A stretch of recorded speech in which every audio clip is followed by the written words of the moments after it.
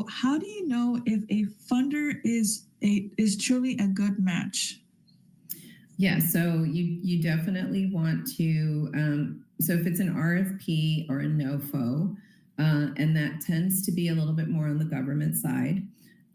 So if you're reading, if you come across one of those and a potential opportunity, and you think it's a pretty good opportunity, reading that document thoroughly is extremely important.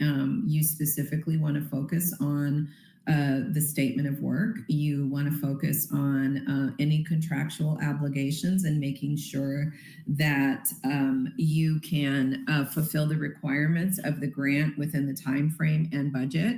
The budget is extremely important as well. Also, a match component if that's a requirement. And then you want to make sure that you have the time to submit the application.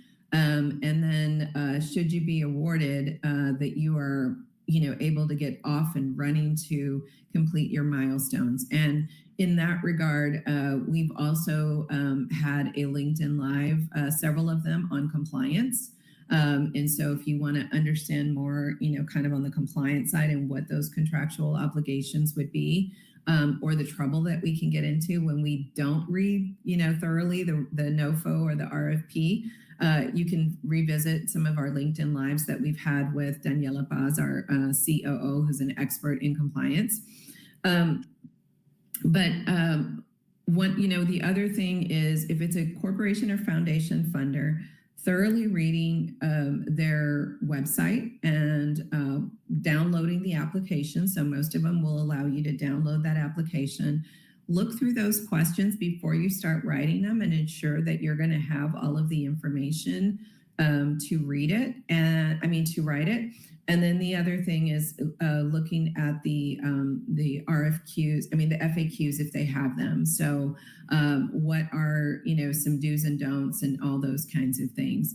And that helps you to determine whether it's a good funder for you or not. But it doesn't just come from that side. It also comes from your side. So if you know that you have an event coming up and you'll have a really small team to be able to pursue this opportunity that you found, can you really juggle and move things around without it affecting quality of life? And what I mean is, if you're going to that for the next 2 weeks, because you have an event and this grant opportunity came up, and the expectation is not only that you, but the other people are up till midnight, 2 o'clock in the morning.